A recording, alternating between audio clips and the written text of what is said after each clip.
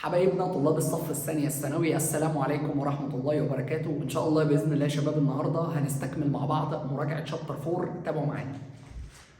الشابتر ده يا شباب بيتكلم عن الموفينج فلويدز. الموفينج فلويدز احنا عندنا بس عشان نكون فاهمين مع بعض يعني ايه كلمة فلويد اصلا. احنا عندنا الفلويد ده بص يا جماعة which is substance can take the shape of container and flows أو flow قابلة إنها تنساب أو إنها تتحرك. بص يا جماعة، طب مين عندنا من المواد اللي عنده صفة إن هو يقدر يتحرك ده؟ بسم الله كده هنلاقي إن إحنا عندنا liquid وعندنا جاز. عندنا ليكويد وعندنا ايه؟ جاز. دي الصفات اللي احنا ايه؟ محتاجين نركز عليها ان شاء الله. طيب. أول حاجة عايزين نتكلم عليها مع بعض البروبرتيز اوف ماتر. احنا عندنا الماتر متقسمة 3 أنواع. عندنا سوليد، عندنا ليكويد، عندنا جاز. عندنا ايه؟ جاز. سوليد وليكويد وجاز. السوليد اول ميزه من المزايا بتاعته ان هو بيكون تيك ديفينيت شيب وتيكس ديفينيت فوليوم، شكله ثابت وحجمه ثابت. بالنسبه للليكويد شكله بيكون متغير حسب الكونتينر، والفوليوم بتاعه بيكون ثابت لان هو انكمبريسبل زي ما اخذنا في شابتر 5.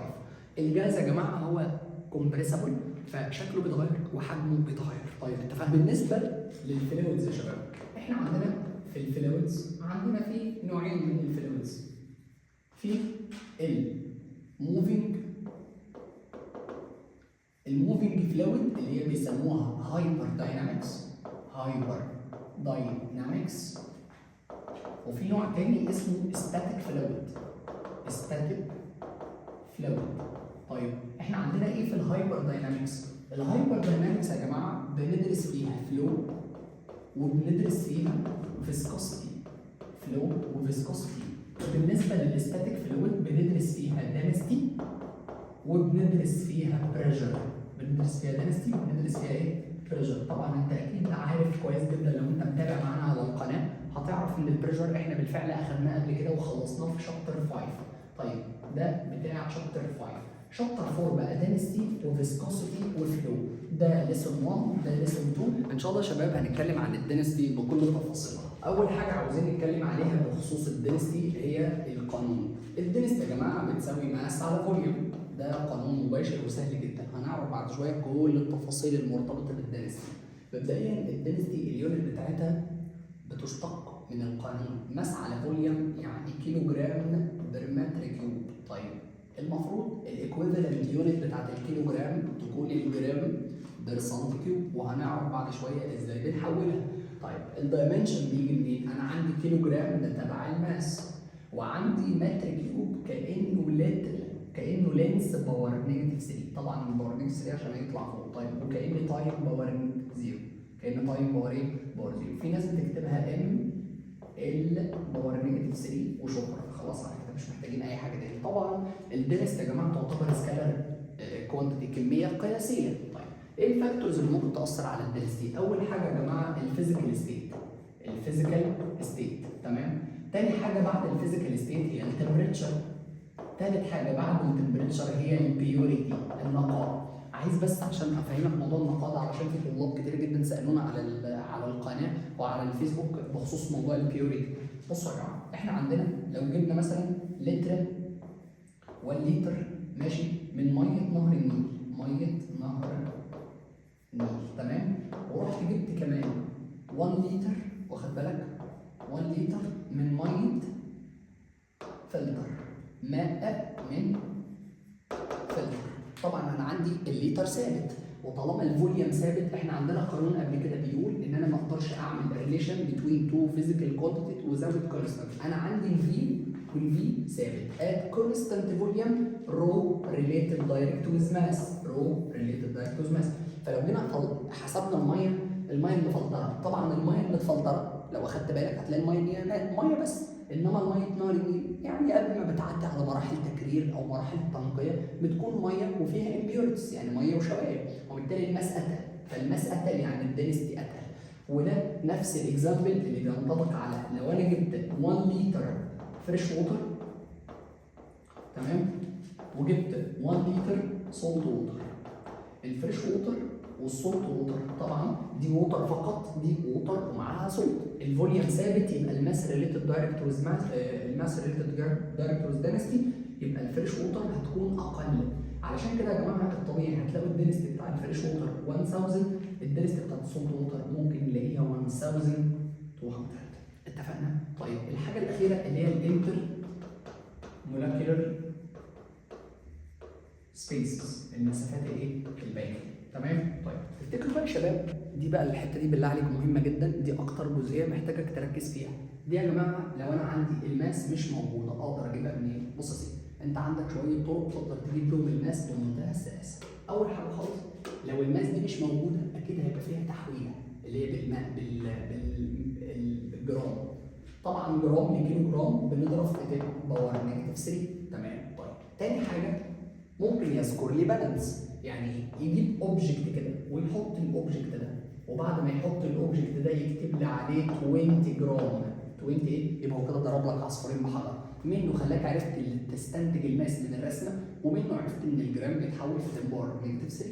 ثالثا ديفرنت ماس. يعني ايه ديفرنت ماس؟ لو انا مثلا بتكلم على ليكويد يا جماعه، لو انا بتكلم على ليكويد عايز اوزن الليكويد، لو عايز اجيب الماس اوف ليكويد اعمل ايه؟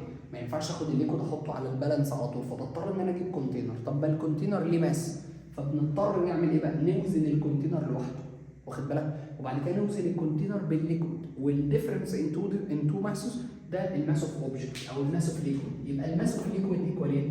ايكوال ماس اوف كونتينر بلس ليكويد ماينس ماشي الماس اوف كونتينر اونلي. يبقى الماس اوف كونتينر اونلي. يبقى يا جماعه بنجيب الماس اوف كونتينر، يبقى انا باختصار لو انا مثلا معايا بيكر، البيكر ده وهو لوحده كده 10 او 100 جرام. طيب البيكر ده وهو جوه الليكويد عليه اهو 150 جرام، يبقى يا جماعه دلتا ماس ايكوال 50 جرام. طبعا لو عاوز المساله تفضل بالجرام تمام، طب لو عايز تحولها برضه تمام. يبقى انا كده عرفت الطريقه الثانيه. الطريقه الرابعه بقى انك تجيبها من الكيرفات. الكيرفات ليها 3 اشكال، ممكن يجيب لك الرقم هنا 5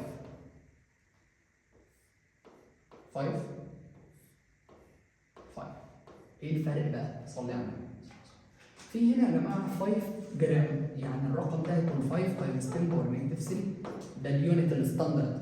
تمام؟ طب هنا 5 كيلو جرام دي مباشره مفيش مشكله. طب هنا 5 تايمز 10 باور 2 يبقى 5 تايمز 10 باور 2 عشان في رقم مطلوب فوق. فهمتوا الطريقه لما تكون مختفيه؟ طيب تفتكر بقى لو الماس موجوده تمام، طب لو مش موجوده بجيبها عن طريق الفوليوم مش موجود، بجيبه ازاي؟ الفوليوم يا جماعه ممكن نجيب الفوليوم عن طريق 6 حاجات، الماس كنا بنجيبها عن طريق 4 أو 5 حاجات، الفوليوم سهل. الفوليوم اول حاجه عندنا التحويلات، عندك السنتي كيوبيك بيتضرب في 10 باور نيجاتيف 6، المليمتر كيوبيك 10 باور نيجاتيف 9، الليتر 10 باور نيجاتيف 3. القصه كلها في السنتي والملي يا جماعه بيزد على ايه؟ السنتي عشان يكون متر قلناها في الشابترز اللي فاتت، في الفيديوز اللي فاتت بتاعه البريشر، لو ما شفتهاش ارجع شوفها. السنتيمتر بيكون 10 باور نيجاتيف 2، لما يتعامل باور 3 كيوبيك يعني فبيبقى التوتال 10 باور نيجاتيف 6 وهكذا. الملي كذلك الامر 10 باور نيجاتيف 3 كيوبيك يبقى 10 باور نيجاتيف 9. الميجرنج سلندر دي الطريقه الثانيه، يعني انا لو عندي ليكويد عاوز اعرف الفوليوم بتاعه، علشان اقدر احسب الفوليوم بسهوله كل اللي انا هعمله يا جماعه ان انا هجيب الميجرنج سلندر بتاعتي احطه جواه الليكويد، وبعد ما احط جواه الليكويد هلاقي الليكويد واقف عند رقم معين وليكن 20 سم كيوبيك. ال 20 سم كيوبيك اللي موجوده دي ممكن تاخدها 20 سم كيوبيك لو هنستندرد اليونت على سم كيوبيك، يا اما تفضل 20 سم كيوبيك وناخدها نحول السم كيوبيك 10 باور نيجاتيف ايه؟ 6. الطريقه الثانيه الكيوبويد لينس تايمز ويدث تايمز هايت، السلندر باي ار باور 2 اتش، السفير 4 اوفر 3 باي ار باور 3. هناخد هنا نوت بعد شويه. طيب الطريقه الثانيه يا جماعه لما يكون عندنا نون يونيفورم اوبجكت، حجر اوبجكت اي حاجه عاوزين نقيسها، كل اللي بنعمله بنجيب سلندر فيها ليكويد زي كده 40 وليكن 40 ليكويد تمام، بنيجي حاطين فيها الحجر بتاعنا بيترفع مثلا او بيرفع من اول 40 لحد 75، وبالتالي كده الديفرنس ان فوليوم طلع يا جماعه 75 ماينس 40 هيطلع ب 35 سم كيوبيك. وبالله عليك ما تنسى التحويلات لو المساله شغاله ستاندرد. طيب في طريقه ثانيه اللي هي بتاعت البورنج او السكبه، بنجيب سلندر زي كده بتكون كومبليتلي فيلد ويز ليكويد وبنيجي حاطين جواها اوبجكت، الاوبجكت اللي احنا بنحطه جواها ده بيبدا يؤدي الى سكب كميه من الليكويد. بص يا سيدي عشان نحسب مساله زي كده ونقول الفوليوم سبليت ايكوال فوليوم اوف اوبجكت اد، الجزء اللي اتضاف ده يا جماعه هو عباره عن الكميه اللي هتتكب. اتفقنا؟ المساله دي مهمه جدا على فكره. طيب في شويه نوتس بقى ناخد بالنا منها. طيب الطريقه السادسه قبل ما ننسى يا جماعه الكيرفات، احنا قلنا ممكن نجيب الفوليوم عن طريق الكيرفات. طب ازاي؟ دي علاقه دايركت اللي هي ماس على فوليوم اهي، ماس فوليوم فوليوم فوليوم فوليوم. طيب ممكن يدي الرقم 5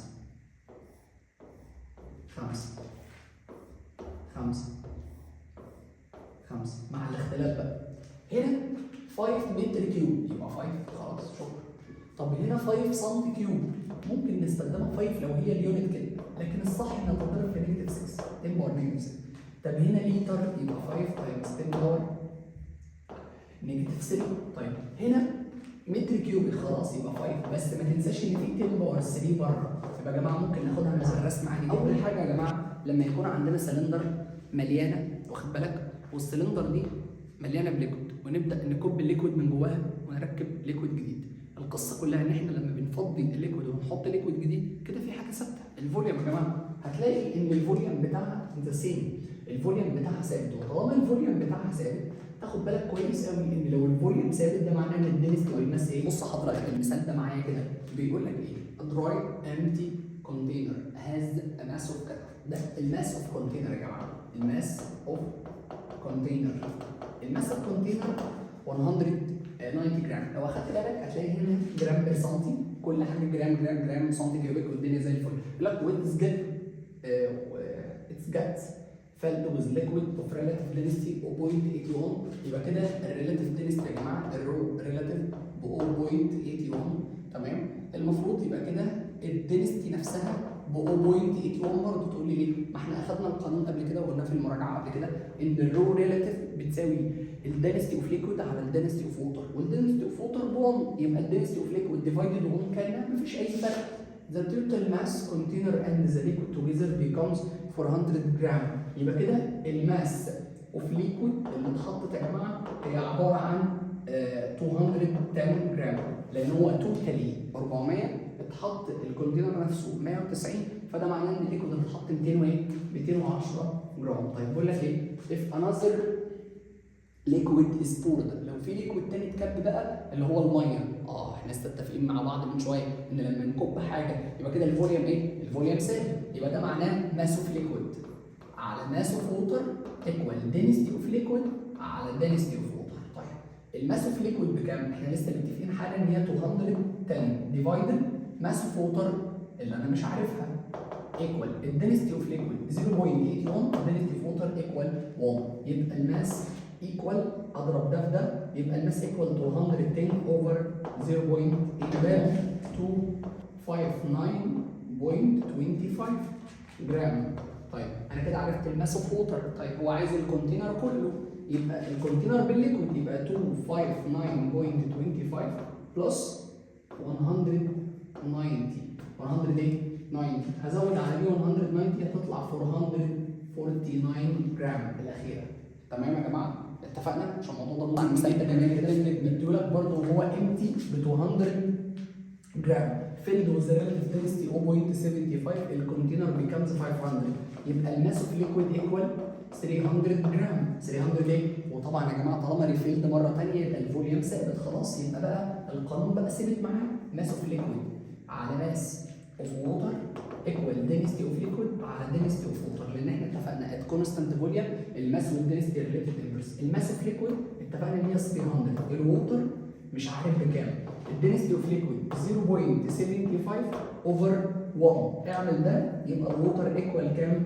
400 جرام. طبعا هو الووتر نفسه 400 جرام، فحضرتك اكيد مش هتختار الكلام ده. تقول لي ليه؟ هقول لك لان هو عايز الكونتينر والووتر فتطلع 600، لان الكونتينر نفسه ب 200. خد بالك من القصه دي عشان الموضوع ده مهم قوي قوي قوي. ممكن يجي في الامتحان عادي يغفلك ويطلب منك الماس بس، تبقى الاجابه ايه؟ تبقى الاجابه 400. فهمت قصدي؟ انما هو طبعا هنا طالب. اما بالنسبه للكيس الثاني يا جماعه اللي هي حاله سكب الميه، احنا اتفقنا مع بعض ان الميه لو اتكبت في المساله، احنا اتفقنا ان كميه الميه اللي بتتكب من اثناء عمليه البوري دي قد كميه الاوبجكت اللي بيتحط. اتفقنا على القصه دي قبل كده، تمام؟ دي النوت الثانيه. طيب النوت الثالثه والاخيره، لما يبقى عندنا اوبجكت فيه كافيتي، يعني مثلا عندي سفير جواها سفير، يعني كوره جواها كوره. الكوره دي هل هي بتاخد الكونتنت كله؟ لا طبعا. لو انا عندي مثلا علبه جاتو، واخد بالك علبه الجاتو دي وجواها مثلا كوبايه، تمام؟ عارفين انتوا كده في ترند كان طالع كده مش عارف علبه ايه كده وجواها بار كده شوكولاته مدور، اول ما تسحب الشوكولاته تيجي ساقطه جواها. نفس القصه كده. تفتكر لو في سلندر محطوطه جوه العلبه دي، طبعا هل كميه الحاجات اللي حوالين السلندر ماليه العلبه كلها؟ طبعا لا، لان هي عباره عن ماليه العلبه كلها ما عدا السلندر اللي محطوطه. يعني الشكل اللي قدامك ده كيوبويد وجواه سلندر، لو انا مليت ليكويد جوه فالليكويد ده عمل اخذ الكونتينر كله ماينس الفوليوم بتاع الكافيتي اللي موجود. يبقى يا جماعه لو حبينا نحسب حاجه زي كده الدنسيتي بتاعتها بتبقى ازاي؟ طبعا بناخد الفوليوم بتاع الاوبجكت الكبير ماينس الفوليوم بتاع الكافيتي. ويا جماعه مش محتاجين ننبه 50,000 مره، الكافيتي دي ممكن تتفك لاي شكل في الدنيا، ممكن تبقى سلندر، ممكن تبقى كيوب، ممكن تبقى كيوبويد، ممكن يبقوا تو سفيرز جوا بعض زي المساله دي، سفير جوا سفير، تمام؟ زي الاكزامبل اللي موجود في كتاب المعاصر، تمام؟ طيب في نوت كمان مهمه جدا. لو جينا نتكلم عن اليونت اوف دنسيتي نفسها، بصوا يا جماعه، لو هنتكلم عن اليونت اوف دنسيتي احنا اتفقنا مع بعض ان الدنسيتي كيلو جرام بير متر كيوب. هعلمك حاجه لوجه الله بقى عشان القصه دي مهمه جدا، خد بالك معايا. اول حاجه انا هعلمك ازاي تحول اليونتس اللي متركبه، يعني يونت مركبه. لو انا عندي جرام بير سنتي كيوب، بص اقول لك على حاجه، انا هقسم الصفحه كده، كل اللي انا هعمله ان الحاجات دي هديها لك جاهزه، بس هعلمك الاول الطريقه. يعني بص تعالى انا اوريك. اول حاجه خالص الجرام بير سنتي كيوب علشان احوله لكيلو جرام بير متر كيوب، انا كل اللي انا بعمله ان انا بضرب في 10 باور 3. طب تعالى نعلمك جبناها منين؟ اركن دي كده على جنب وتعالى نعلمك جبناها منين. انا عشان احول ده لجرام او سوري لكيلو جرام بير متر كيوب، عشان احول اللي فوق من الجرام للكيلو جرام 10 باور نيجاتيف 3، طب من السنتي للمتر نيجاتيف 2، بس معموله كيوبيك يبقى 10 باور نيجاتيف 6. اعمل على الاقل 10 باور نيجاتيف 3 على 10 باور نيجاتيف 6 تطلع توتالي 10 باور بوزيتيف 3. اعتقد كده انت عرفت احنا جبناها منين. دي اول واحده. تاني واحده، لو انا عندي مثلا مساله اسمها جرام بير لتر وعندي كيلو جرام بير متر كيوب، دي ممكن نجيبها ازاي؟ تعالى وانا اعلمك بنفس الطريقه. انا لو حسبتها بالمنطق هقول جرام بير لتر وكيلو جرام بير متر كيوب. عشان احول الجرام للكيلو جرام بضرب في 10 باور نيجاتيف 3، عشان احول اللتر لمتر كيوب بضرب في 10 باور نيجاتيف 3. كانهم طاروا مع بعض. ايه ده يعني ايه؟ يعني كاني ضربت في واحد. يعني يا مستر كاني ما حولتش اي حاجه. يعني اليونت اللي انا بقول عليها 1000 كيلو جرام بير متر كيوب هي كانها 1000 جرام بير ايه؟ بير لتر. تمام يا جماعه؟ طيب البيور ووتر المفروض يا جماعه الدنسيتي اوف بيور ووتر، عشان حضرتك تبقى عارف برضه الدنسيتي اوف بيور ووتر at 4 سيليزيوس هي عباره عن 1000 كيلو جرام بير متر كيوب او 1 جرام بير سنتي كيوب. شوف بقى انت حابب تستخدم مين فيهم واليونت اللي مطلوب عليك ايه بالمساله. طيب ناخد تريك كمان. التريكه الثانيه اللي مهمه جدا، خد بالك بقى التريكس دي مهمه جدا. احنا اتفقنا مع بعض ان الفوليوم ممكن يطلع ايه؟ الفوليوم يا جماعه ممكن يعمل ريليشن. ممكن يعمل ايه؟ يعني انا ممكن اسبستيتيوت الفوليوم في المساله. ازاي يا مستر؟ ممكن اقول الفوليوم ده كانه ار كيوبيك بس في المساله السلندر بس، ممكن اقول ان الفوليوم ده ريليتد دايركت مع الديامتر كيوبيك، ما هو ده برضه في حاله السلندر بس، واقدر اقول ان الفوليوم ده ريليتد دايركت مع ال كيوبيك. طبعا المسائل دي في مسائل الكيوب، تمام؟ دي مسائل السفير، ودي في مسائل السفير برضه نفس القصه، وهكذا يا جماعه. يبقى المسائل دي تاخد بالك منها كويس جدا، يعني ممكن اتعامل معاها. مش فاهم اقول لك المثال ده كده بيقول لك 3 identical 3 solid spheres are different of different materials. عاوزين نرتب الدنستي. صلي على النبي. انا عندي الدنستي بتساوي ماس على فوليوم. علمت حضرتك انا من شويه ان الفوليوم ده بيتفك باكتر من طريقه. مش دي سفير يا مستر؟ تقول لي اه. هقول لحضرتك لحظه. مش السفير دي بتساوي 4 over 3 باي 4 باور 3. طب ما دول ثوابت يا مستر، يعني كان السفير كانه ريديوس باور 3. عظيم. يعني كل واحده من دول كانها ماس على 4 باور 3، ماس على 4 باور 3، ماس على 4 باور 3. طيب ماشي، يبقى دي كانها ماس على 4 باور 3 يعني 2 ار باور 3.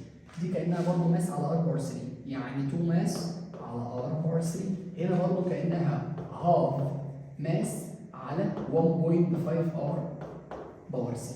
حضرتك بقى هتلاحظ ان في ارقام ثابته، فسيبك من الماس والماس والماس، وسيبك من الار والار والار. فالمساله لو هتتعمل 1 على 9، هنا هتتعامل 2 على 1، هنا هتتعامل هاف على 1.5 كيوبيك. طبعا حضرتك هتدخل على الاله تشوف الرقم ده بكام، تشوف الرقم ده بكام، تشوف الرقم ده بكام، وتبدا ترتبه. يعني انا ممكن اسبستيتيوت الفوليوم باي مساله ثانيه. طيب انا قلت قبل كده ممكن اعمل ريليشن ولكن في وجود ثابت. شفت المساله دي حلنا شبهها من شويه. طيب ركز كده معايا، صلي على النبي.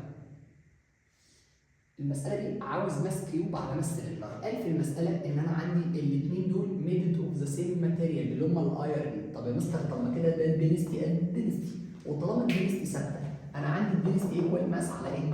ماس على فوليوم. لو ده ثابت يبقى دول دايركت. يبقى لو قلت ماس كيوب على ماس سلندر كاني قلت فوليوم كيوب على فوليوم سلندر. طيب هو فوليوم الكيوب بكام؟ لينس في لينس في لينس، يعني ال في ال. طيب الاريا باي الريديوس يا جماعه، هو الديامتر كله ال، يبقى الريديوس كانه ال على 2 باور 2 تايمز هايت اللي هو اللينس. تمام؟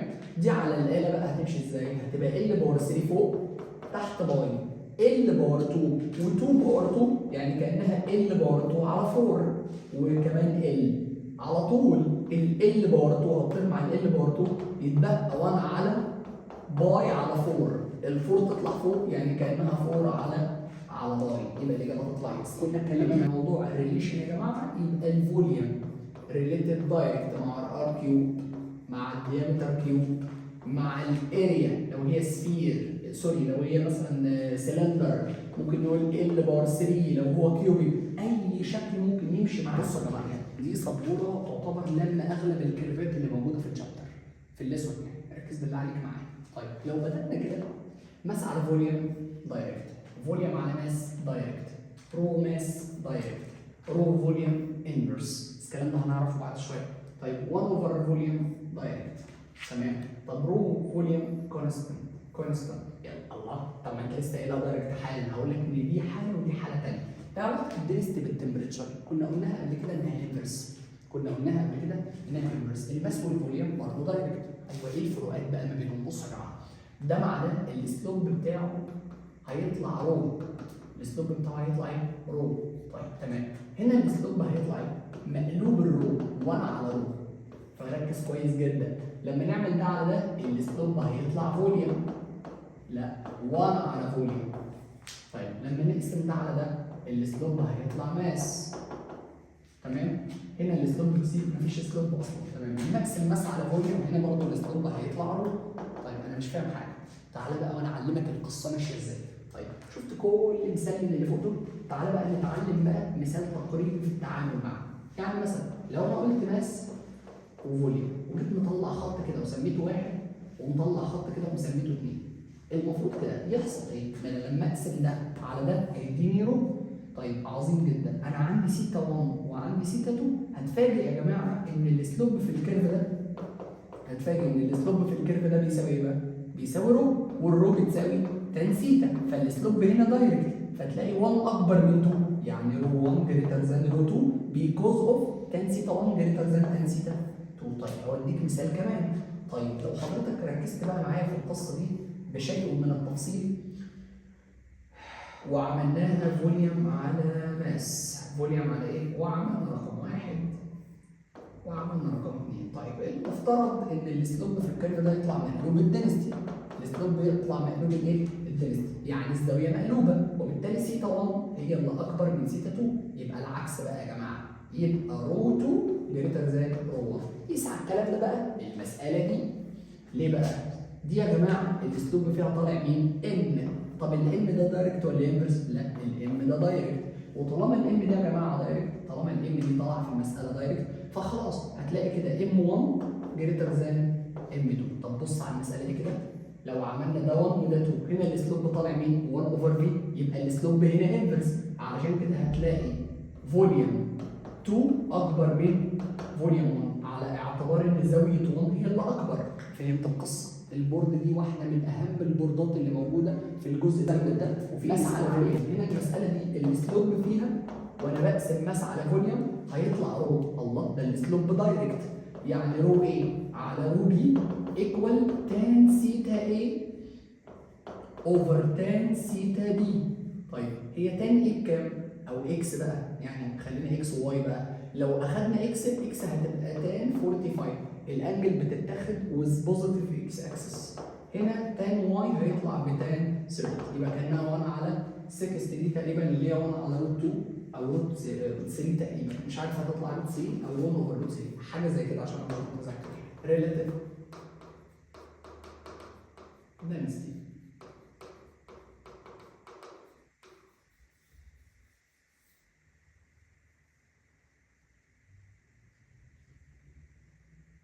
موضوع يا جماعه الريلاتيف دنسيتي ده هو طريقه التعامل مع الدنسيتي بطريقه ما تاهلك انك تقدر تحسب الدنسيتي بطريقه غير الطريقه التقليديه. فاهم؟ بطريقه غير الطريقه التقليديه.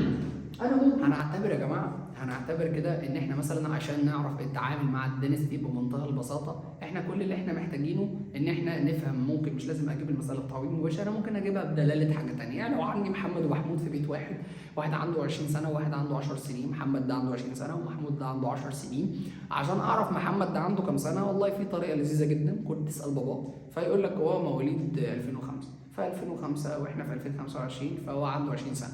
والله ممكن يجيبها لك بقى بطريقه لفه شويه، يعني يقول لك بص يا سيدي، هو والله هو ليه اخوه ده مواليد 2015 بس هو قد اخوه مرتين، فانت تحسبها كده. طب هو اخوه 15 2015 يبقى هو اخوه عنده 10 سنين، طب هو قد اخوه مرتين يبقى عنده 20 سنه، يبقى انا بجيبه بدلاله حاجه ثانيه. يعني باختصار لو انا عندي الووتر مثلا الدنستي بتاعتها ب 1000، لو انا جيت قلت لك ان في ماده معينه دبل الووتر، طب خلاص تفهم على طول ان الماده دي ب 2000 وهكذا. طب لو هي ربع الميه يبقى الماده دي ب 250 وهكذا. اتفقنا؟ طيب يبقى هي ريلاتيف دنسيتي يا جماعه كل قصتها ان هي عباره عن اكسبريشن اوف دنسيتي باي يوزنج ذا دنسيتي اوف ووتر ريفيرز تو دنسيتي اوف ووتر، وبالتالي الرو ريلاتيف ايكوال. بصوا يا جماعه ممكن تيجي عن طريق دنسيتي اوف ليكويد على دنسيتي اوف ووتر. طيب ما تصلي على النبي، الكلام ده يا جماعه لازم يحصل at constant temperature. طيب في طريقه جميله تفتكر بقى لو فكنا الدنسيتي الاولى بالدنسيتي الثانيه كانها ماس على فوليوم وماس على فوليوم. لو انا جيت قلت كده زودت كيس من عندي في المساله دي، يعني لو انا قررت كده ازود كيس من عندي في المساله دي واقول كده يا جماعه لو انا ثبتت الفوليوم تفتكر ايه اللي هيحصل؟ يعني ممكن كده اقول at constant volume. لو انا ثبتت الفوليوم تفتكر ايه اللي بيحصل؟ هيتبقى معايا في المساله ماس ليكويد على ماس ووتر، بس لازم برضه استخدم نفس التمبريتشر. طيب في واحده كمان. طيب بسم الله الرحمن الرحيم. ممكن يا جماعه طريقه ثانيه افتكاسه بقى، لو انا ضربت في جرافيتي فوق وضربت في جرافيتي تحت، مش الماس دي هتتحول لويت والماس دي هتتحول لويت؟ يعني ممكن اقول ويت اوف ليكويد على ويت اوف ووتر. ويت اوف ايه؟ ووتر. يبقى باختصار خلينا نقف كده بقى مع بعضينا، الريلاتيف دنسيتي بتساوي ايه؟ يا اما بتساوي رو ليكويد على رو ووتر يا اما بتساوي ماس ليكويد على ماس ووتر يا اما بتساوي ويت ليكويد على ويت ووتر. طبعا كلها بثوابت. عظيم جدا لحد كده احنا في التمام. اولا عشان تبقى عارف ان هي without او has no unit without unit. طيب واللي ملوش يونت ملوش دايمنشن. طيب تفتكر ليه ملهاش يونت وملهاش دايمنشن؟ لان هي عباره عن ريشيو تقسم حاجه على حاجه. تعرف ان دي تعتبر تاني حاجه من ساعه ما بدانا مراجعه ما يكونش ليها يونت. احنا عندنا في حاجتين ما لهمش يونت. الايتا اللي هي يا جماعه الميكانيكال ادفانتج دي ملهاش يونت. عندي تاني حاجه ملهاش يونت اللي هي مين بقى؟ الريلاتيف دنسيتي.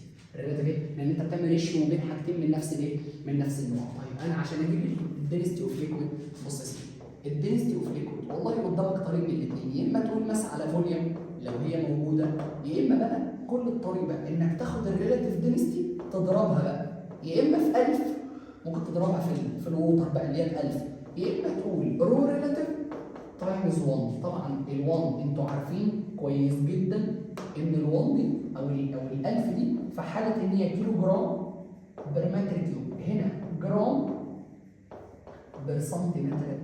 اتفقنا؟ ان شاء الله يا شباب هنتكلم على جزء مهم جدا ومكرر في كل الامتحانات اللي هو جزء الميكتشرز. طيب تعالى نفهم بقى موضوع الميكتشر ده ماشي ازاي. عندنا في الطريقه الاولى طريقه الماس او الكتله لما بيذكر في المساله فوليوم فهو بنخلط عن طريق الماس فبنقول ماس 1 بلس 2 ايكوال ماس ميكتشر. طب ما الماس عندنا رو في فوليوم يبقى رو 1 في فوليوم 1 بلس رو 2 فوليوم 2 ايكوال رو ميكتشر فوليوم ميكتشر. طيب تعالى ناخد شويه كيسز كده.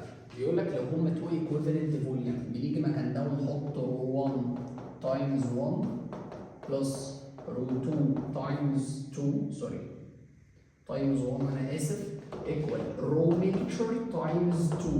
ما هو فوليوم 1 وفوليوم 2 بيتجمعوا هنا 2 وبالتالي كده لو حبينا نجيب رو ميكتشر هيبقى رو 1 بلس رو 2 اوفر 2. ادي اول حاله. طيب الحاله الثانيه صلي على النبي لما يديك ديفرنس يعني الاول برقم والثاني برقم فسهل هنقول رو 1 في 1 بلس رو 2 في 2 ايكوال ركز بقى هو مديك هنا 3 بقى فهنا الفوليوم ده هيبقى رو 2 تايمز 3 فوليوم ايكوال ركز عشان المساله دي مهمه فوليوم و2 فوليوم يديك في النهايه كام؟ 4 فوليوم وده رو ميكتشر. خلاص وده رو ايه؟ فرو ميكتشر بتساوي لو احنا عاوزين رو ميكتشر يا جماعه هنقول هنا 1 وهنا 3 وهنا 4 يبقى كانها رو 1 بلس 3 رو 2 اوفر 4 وهكذا. طب هنا بيدي ارقام طبعا الف خير. الاول في الاول يعني 1000 تايمز 40 بلس 800 تايمز 50 ايكوال الفوليوم الاول والفوليوم الثاني يطلعوا 90 يبقى رو ميكتشر تايمز 90. ادخل على الاله جيب الشيفت سولف. برضه في طريقه الشيفت سولف على الفيسبوك لو حضرتك ممكن تدخل على الفيسبوك وتشوف الطريقه هتبقى مفيده جدا ليك. طيب لو المساله مديك فوليوم 1 رو 1 رو 2 وناقص فوليوم 2 طيب صلي على النبي في حل هنا جميل جدا. بنعمل ايه؟ بنقول رو 1 تايمز فوليوم 1 30 بلس رو 2 اللي هي 1.6 تايمز في 2 ايكوال رو ميكتشر 1.3. افتح قوس بقى هو الفوليوم ميكتشر عباره عن ايه؟ عباره عن في 2 بلس 30. خلاص يبقى كده الايكويشن كلها ناقصه في 2 وهكذا.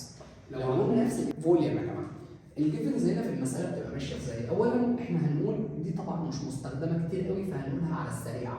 اللو بتاعها بيكون ماس 1 اوفر density 1 بلس ماس 2 اوفر density 2 ايكوال ماس ميكتشر اوفر density ميكتشر. طيب اقول لك على معلومه حلوه قوي.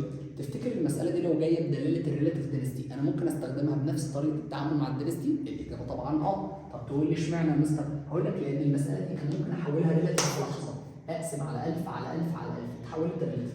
ففي صوره ثانيه من القانون ده خليها بينا ده مستوى عالي شويه هتكون ماس 1 على رو 1 ريلاتيف ماس 2 على رو 2 ريلاتيف ايكوال ماس ميكتشر على رو ميكتشر. على فكره يا شباب احنا ممكن نحط نفس القانون ده بالظبط في اللي فاتت يعني ممكن نخليها بدلاله الريلاتيف عادي جدا.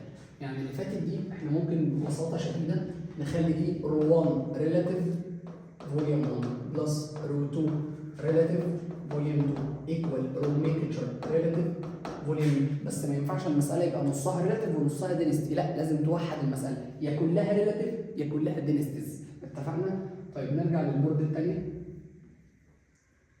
كنا اتكلمنا مع بعض من شويه من لحظات بسيطه خالص ان الام 1 والام 2 لو اداهم لك لو الايكوفالنت يبقى 1 و2 يبقى 1 على رو 1 بلس 1 على رو 2 ايكوال 2 على رو ميكتشر. طبعا احنا عايزين ده.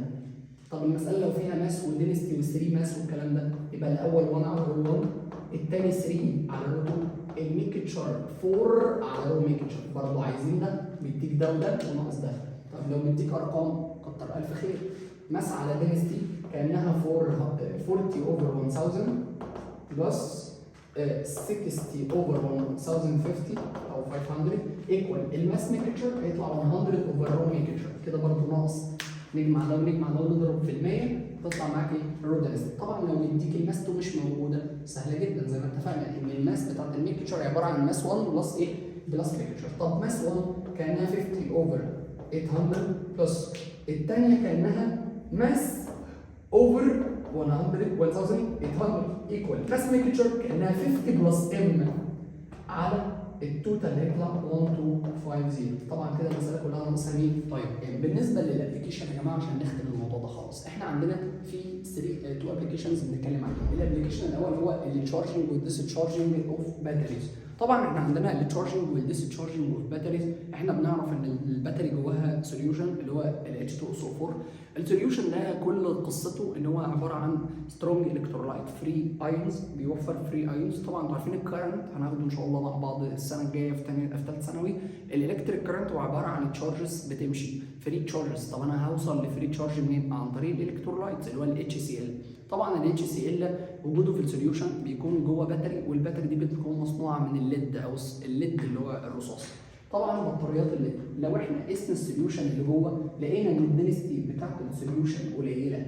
لو دنستي السوليوشن يا جماعه قليله ده دليل على ايه؟ ده دليل على ان كل الليد عمل رياكشن مع ال SO4 باور نيجاتيف 2 اللي هو السلفايد. تمام؟ وعلى طول بيكونوا لك سولت اسمه ليد سلفيت بلس ووتر. ليد سلفيت بلس ايه؟ ووتر. هذا الليد سلفيت ده بريسبتيت يا جماعه راسب، فبتلاقي السوليوشن الدنستي بتاعته قليله، وده دليل على عمليه الديسشارج. يعني كده البطاريه بدات تفضى. طب عشان نشحن البطاريه مره ثانيه بنبدا نحط لها بقى H2SO4 اللي هو بنقدر نوفر لها سلفوريك اسيد اكتر، وكل ما الفري تشارجز تكون متوفره اكتر والدنستي بتاعتها تبقى عاليه ده دليل على ان هي في حاله شحن وتشارجنج. تمام؟ طيب الحاجه الثانيه في عمليات الدايجنوز او في عمليات التشخيص، احنا عندنا يا جماعه التشخيص عندنا بيتم بثلاث طرق. الطريقه الاولى او المعتمده الاولى هي اليورين اناليسيس. اليورين اناليسيس طبعا كلنا عارفين ان اليورين عباره عن ليكويد الدنسيتي بتاعته بتتراوح تقريبا من حوالي 1020 لحد 1025.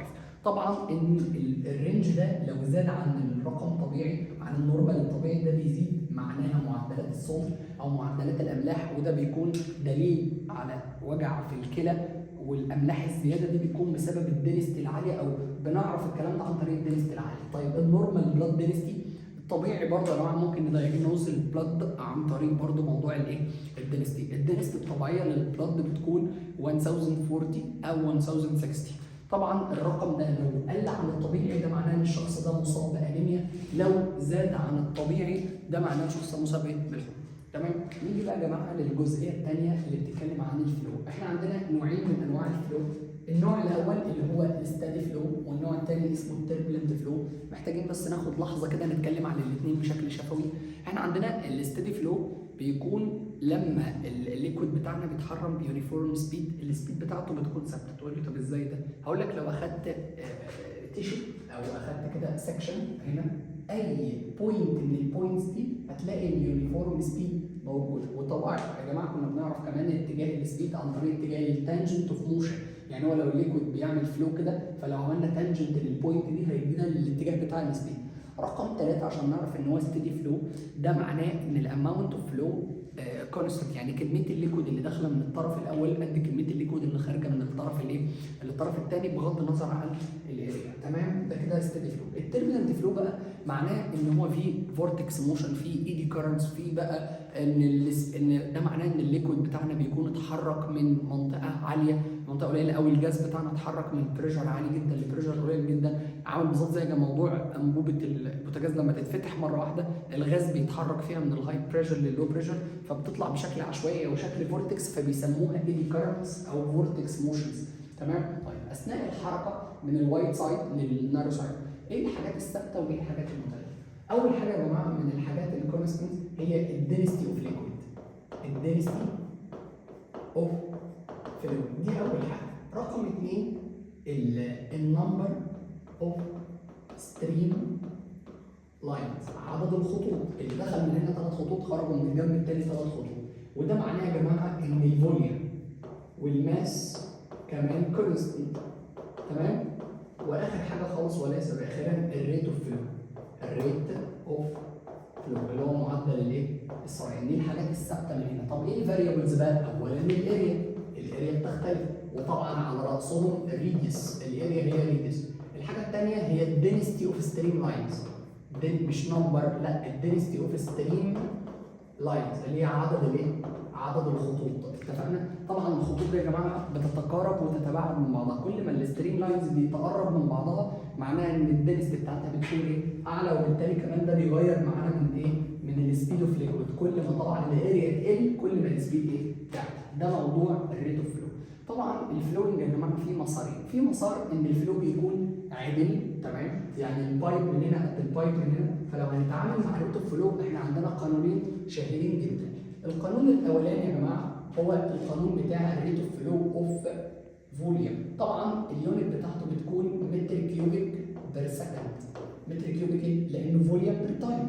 الراجل ده بقى اليونت بتاعته كيلو جرام بير سكند. كيلو جرام ايه؟ بير سكند. طبعا الناس اللي هي بتتكلم على اليونتس، طبعا احنا عندنا يونتس للريديوس وللديامتر وللسبيد وللاريا وللتايم وللدينستي وللماس وكل حاجه تقريبا. فحضرتك محتاج تستنى او تنتظر الفيديو اللي هينزل باذن الله بتاع شابتر 1. ده بيكون فيه كل تحويلات المنهج، هيلم لك التحويلات كلها في ايه؟ في فيديو واحد باذن الله. طبعا القانون اي في اي او باي ار باور 2 في فوليوم على تايم كيو ام على رو.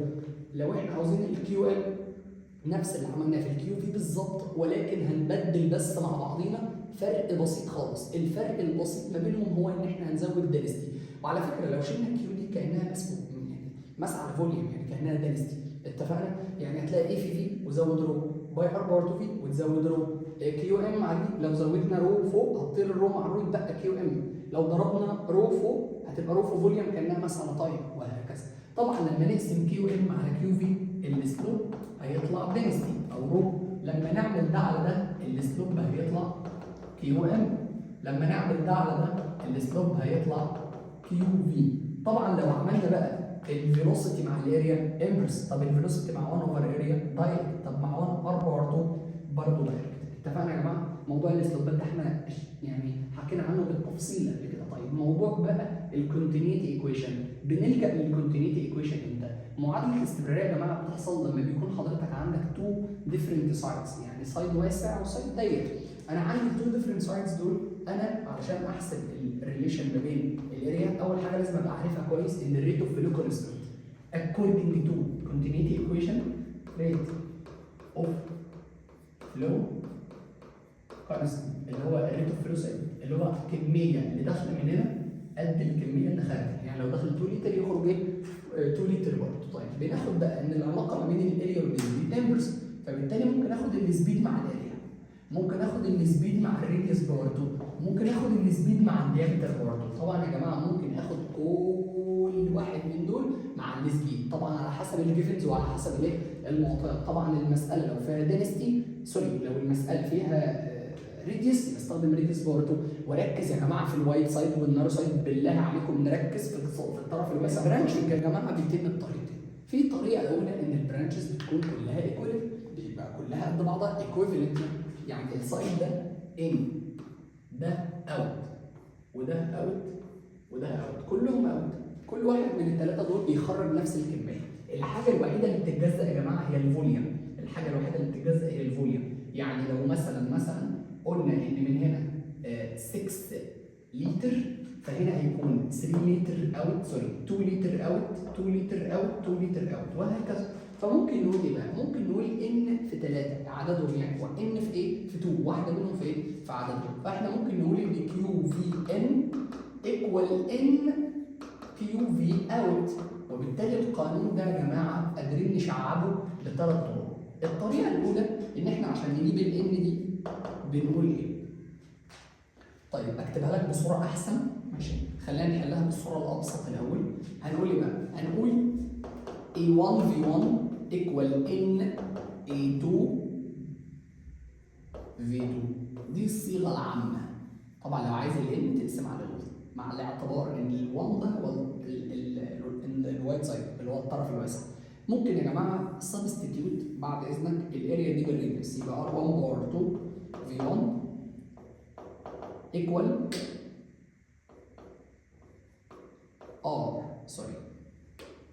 ان ار 2 بار 2 في 2. وبعد اذنك ممكن نسبستيتيوت مره ثانيه عن طريق الديامتر، يبقى ديامتر 1 بار 2 في 1 ايكوال ان ديامتر 2 بار 2 في 2، وهكذا. ممكن كمان نتعامل مع الموضوع ده بطريقه الطف شويه، ان احنا ممكن نخلي البرانشز نون يونيفورم، يعني مش قد بعضها، بس برضه الريت اوف فلو ثابت. يعني اللي جاي من هنا لو 6 لتر ممكن يكون هنا 1 لتر، ممكن يكون من هنا 3 لتر، ممكن يكون من هنا 2 لتر. فبالتالي يا جماعه الكيو في ان ايكوال سميشن الكيو في اوت، مجموع الاوتات. يعني كيو في 1 ايكوال كيو في 2 بلس كيو في 3 اند سو اون. المفروض بقى كيو في 1 A1 V1 equal A2 V2 plus A3 V3 and so on. القصة كلها بقى substitute الاريا باي R بار 2 أو باي diameter بار 2. يعني R1 بار 2 V1 equal R2 بار 2 V2 plus R3 بار 2 V3 the same rate. ال R بار 2 diameter 1 بار 2 V1 diameter 2 بار 2 V2 plus diameter 3 بار 2 V3، وهكذا. اتفقنا يا جماعه؟ طيب نيجي لاخر جزئيه او هي الابلكيشن. طبعا احنا عندنا 3 ابلكيشنز على موضوع الايه؟ على موضوع الفلو. اول ابلكيشن هو تدفق الدم في الشرايين، تمام؟ وتاني حاجه هو خروج الغاز في انابيب البوتاجاز. طبعا انبوبه البوتاجاز بيبقى جواها بريشر عالي جدا، البايبس بتاعتها بتكون رفيعه جدا عشان تسمح بالليكويد ان هو يخرج. في المقابل بقى اخر حاجه خالص موضوع النوزلز اوف فاير هوس، اللي هو خراطيم الاطفاء. طبعا خراطيم الاطفاء برضو بيكون هم بيعتمدوا على فكره ان الريت اوف فلو كونستنت اللي هو معدل السرعه ثابت. فلو اديت انا في ان كبير جدا، لو اديت ليكويد كتير قوي، فانا ببقى ضامن ان الريت اوف فلو كونستنت، فكميه الليكويد اللي هتخرج من الوايت سايد او النارو سايد. نيجي بقى لسؤال فيه هاي ليفل شويه يا جماعه. بصوا كده، بيقول لك ان احنا عندنا كونتينر، الكونتينر ده استخدمنا فيه 3 حنفيات. مره لو استخدمنا الحنفيه الاولى لوحدها، مره استخدمنا الحنفيه الثانيه لوحدها، مره استخدمنا الحنفيه الثالثه لوحدها، ومره اللي استخدمنا الثلاث حنفيات مع بعض. منطقي جدا ان لما يستخدم اكتر من حنفيه يكون عمليه الملء تكون سريعه. قال لك لو استخدمت الثلاث حنفيات هيتملي في قد ايه؟ 30 دقيقه. لو استخدمت حنفيه رقم 1 مثلا هيتملي في ساعه، لو حنفيه رقم 2 هيتملي في ساعتين، الحنفيه رقم 3 يتملي في قد ايه؟ هنا بقى يا جماعه الموضوع محتاج ذاكره منطقيه. يعني لو واحد بيعرف يبيلد اب القوانين. مبدئيا هم كلهم مع بعض عباره عن فوليوم اوفر تايم، صح؟ لو انا بتكلم على الكونتينر ده لوحده فانا بقول V1 على T1. طيب لو انا بقى كاني جمعتهم كلهم مع بعض، يعني يا جماعه كاني استخدمت كل التيوبات، واخد بالك؟ عشان املى في وقت واحد ويدوني الكونتينر كله. طب ما ده احنا اتفقنا عليه ان الكيو في التوتال قد مجموع كل واحده فرديا، صح؟ طب اقول لك على حاجه، تعرف ان كل واحده من دول اصلا الفوليوم فيها ثابت؟ يعني انا هاخد من دي كومن فاكتور يطير مع اللي هناك. طب ليه؟ حبيبي كل مره بتملى نفس الكونتينر، يعني هو نفس الكميه. فعارف القانون اللي هيتبقى ايه؟ 1 على تي اللي انا ما اعرفهاش، 1 على 2 اور بلس 1 على 1 اور بلس 1 على هاف اور اللي هي 30 دقيقه يعني. تمام؟ سوري، المفروض دي ايكوال. تمام؟ لما حضرتك تدخل على الآلة بقى هيطلع ده 2 وده 1 وده هاف. يبقى 1 اوفر تي بلس او ايكوال بقى، ممكن نقول ايكوال، تمام؟ هنودي ده بالماينس، هيبقى 2 ماينس 1.5 تطلع بهاف بقى. يبقى 1 اوفر تي ايكوال هاف، يبقى تي ايكوال ايه؟ 2 hours. اتفقنا؟ وهكذا تقريبا محسوبه صح. ده 1.5 هنوديهم هناك بالماينس، يبقى كانها 1 اوفر 2 يبقى 2 ماينس 1.5 تطلع بهاف. عظيم. يبقى 1 اوفر تي ايكوال هاف، يبقى تي ايكوال 2. مظبوط. الفيسكوستي يا جماعه بتعدي بثلاث تجارب. التجربه الاولى هي تجربه البورينج، لما نيجي نكب سائل الليكويد ده لو اخذ منك فتره طويله اثناء عمليه السكب، انت معاك عسل يعني تخيل نفسك كده عارف الراجل بتاع كادو فرط الجمال كوب كده، لو اخذت منك وقت طويل خالص ده معناه ان الماده دي فيسكوس صح؟ لزوجتها عاليه. لو ما اخذتش وقت تبقى الفيسكوستي بتاعتها قليله. في المقابل بقى لو حضرتك مثلا التجربه الثانيه هتستخدم مثلا مسائل الدروبين، يعني تجيب كوره، وطبعا لازم يا جماعه عشان نعمل اي تجربه لازم نثبت اللي فيها، احنا اتفقنا قبل كده. فلما اجي اعمل تجربتين بتوين تو ديفرنت ليكويدز لازم اكون مثبت الكوره، والاماونت اوف ليكويد تكون واحده، يعني الاماونت اوف ليكويد تكون ايه؟ واحده، والكوره الحديد هنا تكون نفس الكوره الحديد هنا، والستوب الستارت هنا من على هايت معين والستارت هنا على هايت معين. بنرمي الكوره ونرمي الكوره، الكورتين دول بينزلوا مع بعض، طبعا اللي بتوصل للبيز اسرع، يبقى دي معناها الفيسكوستي بتاعت الليكويد بتاعها ايه؟ اقل. اخر حاجه خالص تجربه الستيرنج، اللي هي تجربه الايه بقى؟ التقليب. تجربه الستيرنج او التقليب يا جماعه، طبعا الليكويد اللي بيواجه ريزيستنس عاليه قوي ده معناه اثناء عمليه التقليب ده بيكون الفيسكوستي بتاعته عاليه. عشان كده بنقول ان البروبرتي اوف او البروبرتي كوز ريزيستنس اور فراكشن، ده الديفينيشن بتاع ايه؟ الديفينيشن بتاع الفيسكوستي. طب الفيسكوستي بيزد على ايه؟ بصوا يا جماعه، احنا لو عندنا مثلا جار فيه هاني، الهاني او العسل فيه تو فورسز ماسكين في بعض. احنا عندنا اولا الكوهيسيف فورس والادهيسيف فورس. الكوهيسيف بتكون بتوين البارتكلز وبعضها، الادهيسيف بتكون ما بين البارتكلز والكونتينر.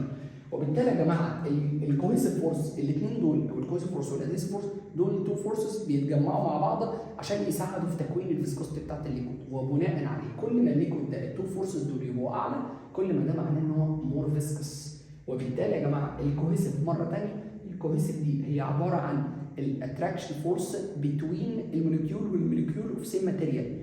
وبالتالي النوع الثاني بقى اللي هو الادهيسيف فورس، يعني حتى اسمها التلاصق بالعربي، فالادهيسيف فورس بتوين الموليكيولز والكونتينر. اتفقنا؟ نيجي لسبورت القائم. القائم يا جماعه الاف ايكوال ايه؟ الاف ايكوال ايتا في اس اي في اوفر دي. مين الاف؟ التانجنت فورس. مين الاريا او الايه؟ الاريا اوف لاير اللي هي المساحه بتاع اللاير. طبعا على حسب هو اتحط الكونتينر ايه. لو الكونتينر بتاعنا عباره عن بايب مدوره فالاريا بتكون مدوره باي ار بار 2. لو هي بتكون كيوبيك يبقى لينس بار 2. لو هي سلندر بيكون باي ار بار 2. لو هي مش عارف ايه، فاهم؟ فالاريا بتتفك على حسب الشكل. الديسبيسمنت او الدي دي يا جماعه اللي هي السكنس اللايرز. لو انا عندي كذا لاير فوق بعض اللايرز دي ليها سكنس، السكنس بيكون بالمتر. السبيد يا جماعه ممكن تتفك ديسبيسمنت اوفر تايم. الفيسكوسيتي كوفيشنت اللي هو الايتا. تعالى بقى نتكلم عن الايتا ده شويه. الايتا ده يا جماعه ممكن نقول اليونت بتاعته نيوتن متر فوق اوفر متر بار 2 متر سكند بار متر. وبالتالي لما طير ده مع ده هيتبقى هيتبقى نيوتن دوت سكند اوفر متر بار 2. دي اول قانون. طيب تاني قانون يا جماعه ان انا اقول سكند اوفر متر بار 2 واشيل النيوتن ده واحط كيلو جرام متر بير سكند باور 2. طاير السكند مع الباور 2 يتبقى كيلو جرام، وطبعا المتر ده هيطير الباور ده يبقى كانها كيلو جرام متر نيجاتيف 1 سكند نيجاتيف 1. دي يونت كمان. طيب ممكن نشيل بقى النيوتن في متر ده ونحط مكانها ايه بقى؟ جول بير. ممكن نحط دي كلها كده ونشيلها ونحط مكانها ايه؟ جول بير. نحط ده متر باور 3 والسكند دي ممكن تطلع فوق نقول جول بير سكند، جول دوت سكند متر كيوبيك. يعني في 3 يونتات ممكن نستخدمهم. فالعلاقه تطلع ايه بقى؟ لو عملنا القانون ده عدل كده يعني قلنا اف دي ايكوال ايتا اي في بي، ممكن نقول بقى ايه؟ الاف يا جماعه مع الايتا 1 على ايتا 2، اريا 1 على اريا 2، فيلوسيتي 1 على فيلوسيتي 2، تمام؟ سبيسمنت 2 على سبيسمنت 1. دي القانون. وبالتالي الحاجه ثابته بنشيلها. لو قلسم ليكويد بنشيل الدنستي، لو قلسم اريا بنشيل ايتا. لو LCM اريا بتشيل الاريا، طبعا الاريا ممكن تتفك برضه باي ار بارت، وممكن تفك كل حاجه زي ما اتفقنا قبل كده. طيب المسائل بتاعه الامبيدد لاير بالله عليك تركز، كنا اتفقنا مع بعض على مسائل الامبيدد لاير دي يا جماعه، لما الراجل يقرر يحط ما بين لاير لاير جديده، المسافه كلها ممكن تكون 10 متقسمه مثلا 7 متر و3 متر، عارف كل اللي انا بعمله ايه؟ الجديده دي اللي انا مظللها دي الامبيدد لاير الجديده، فكل اللي انا بعمل ايه؟ بجيب الاف ما بين 1 و 2، يعني ما بين القديمه والجديده، اللي فوق والوسطانيه وما بين اللي تحت والوسطانيه، يعني بجيب مره الفورس ما بين ده وده وما بين ده وده، طبعا كل حاجه ثابته، ميو يعني ايتا اي في في اوفر دي، وهنا برضو ايتا اي في في اوفر دي. طبعا يا جماعه لما بنعمل امبيدد لاير الطبقات كلها بتبقى فوق بعضها، كانك بس بتحط ايدك ترفع حاجه تحط طبقه جديده وتسيب الطبقات تنزل بقى ايه تسيح على بعضها، وبناء عليه كل حاجه بتتغير الا دي السمك، لان الامبيدد لاير دي مش هتتحط في النص بالظبط، وحتى لو اتحطت في النص بالظبط يبقى جربها مره مع اللي فوق السكنس تبقى 5 ومع تحت مره تبقى السكنس تبقى ايه؟ تبقى 5. بعد ما اجيب الاف الاولى والاف الثانيه اجمعهم مع بعض، ده كده يا جماعه انا جبت الاف بس. طيب واحد يفكر بالعقل، هو انا ليه ما حسبتش الاف اللي فوقيها فقط او الاف اللي تحتيها فقط؟ لسه قايل لك حالا ان في تو فورسز بيأثروا على الاف يا جماعه، اللايرز دي في ادجيسنت لاير من تحت وفي ادجيسنت لاير من فوق، اتفقنا؟ فبالتالي احنا بنحسب الاف اللي من فوقيها اللي هي الاف اللي ما بين الوسطانيه واللي فوقيها وما بين الاف واللي تحتيها. موضوع الادجيسنت لاير ده مهم جدا، تمام؟ طيب بالنسبه بقى لموضوع اللايرز يا جماعه، طبعا انتوا عارفين ان اللايرز دي في منها انواع، اي لاير لازقه في الكونتينر يا جماعه السبيد بتاعتها زيرو، عشان كده سموا الاستاتيك لاير دي السبيد بتاعتها زيرو، دي بتكون اتاتشد تو كونتينر، عشان كده كانوا جايبين رسمه زمان، رسمه السد كده، سوري رسمه سد كده، ويقول لك ده سد اهو، واخد بالك؟ وقال لك ان السد ده جواه ميه مثلا وليكن كده ميه اهي، تمام؟ شايف اللاير دي زيرو، شايف اللاير دي زيرو، شايف اللاير دي زيرو، الثلاثه دول زيرو. طب شايف اللاير دي واللاير دي لو جيت رقمتهم بقى 1 و2، لا هتلاقي 1 اعلى من 2، طبعا الابر لاير سبيد عاليه، الابر لاير هي سبيد عاليه، حسب بيسموها الموفينج لاير، تمام؟ انما دي ودي دول زيرو، ده زيرو وده زيرو وده زيرو، لانها adjacent layer to ايه؟ to the container، دي ما بتتحركش في مكانها. تفتكر ايه الحاجات اللي ممكن تاثر على الايتا يا جماعه؟ هم حاجتين فقط، والايتا ليها يونت يا جماعه، الايتا ليها يونت مالهاش علاقه، الايتا في اس ليها يونت مالهاش علاقه بالايتا العاديه، الايتا العاديه هي اللي مالهاش يونت، اللي هي الميكانيكال ادفانتج بتاعت البيستون بتاع باسكال، دي فيها مالهاش يونت، ولا هي كمان في واحده خدناها من شويه اللي هي الريلاتيف ايه؟ الريلاتيف دنسيتي. الحاجتين اللي بيأثروا عليها هم ايه؟ التمبريتشر ودي الريليتد انفرس، الاوسايد فلويد. اول الابلكيشن مهم منها هو الليبريكيشن او التمفصل او التشحيم، بيشحموا بيها الالات، لان المواد اللي الفيسكوستي بتاعتها عاليه بتقدر تقعد فترات اطول على الماشين، وبتقلل عمليه الفراكشن وبتقلل الاحتكاك وبتطول عمر الماشين فترات طويله. تاني حاجه السيفنج اوف فيل، اللي هو استهلاك الايه؟ استهلاك الوقود. طبعا قلنا موضوع الاستهلاك بتاع الوقود ده، كل ما العربيه تكون سرعتها متوسطه استهلاك الوقود الكونسيومينج ريليتد دايركت مع السبيد، الكونسيومينج ريليتد دايركت مع ايه؟ يعني كل ما يسرع السرعه، كل ما زاد السرعه كل ما ايه؟ ما الاستهلاك بيزيد. هنا بقى الكونسيومينج ريليتد دايركت باور 2، دايركت ايه؟ باور 2 مع السرعه، كل ما السرعه هتزيد للدبل الاستهلاك يزيد كم مره؟ 4 مرات. طب ليه؟ عشان يتغلب على مقاومه الهواء. طيب يبقى يا جماعه مره السبيد دايركت مره السبيد ايه؟ دايركت باور 2. اخر حاجه خالص الاي اس ار، ده اسمه الاريثروسايت سيدمنتيشن ريت، اللي هو معدل ترسيب كرات الدم الحمراء. ده اختبار بيتعمل، بيكون النورمال رينج بتاعته من 0 ل 26 في الستات تقريبا، ومن 0 ل 28 في الرجاله. الرقم ده لو قل عن الطبيعي ده بيكون دليل على حالات مرضيه، ولو زاد عن الطبيعي برضه بيدل على حالات مرضيه. لو احنا عندنا عمليه الترسيب او الاريثروسايت سيدمنتيشن ريت ده معدل ترسيب كرات الدم الحمراء كان بشكل سريع جدا، ده معناه ان كرات الدم الحمراء الفيسكوستي بتاعتها قليله، والفيسكوستي لما تبقى قليله ده دليل على ان هي درجه الحراره بتاعتها عاليه، فده الشخص غالبا بيكون مصاب بايه؟ بحمى روماتيزميه، تمام؟ في المقابل مقابل الجنب الثاني الانيميا بقى يا جماعه، لما يكون عمليه البريسبتيت او عمليه السيدمنتيشن او الترسيب ده بتتم بشكل ابطا، ده حاجه من الاثنين. الانيميا دليل على فقر الدم، الشخص ده ما عندوش ايه؟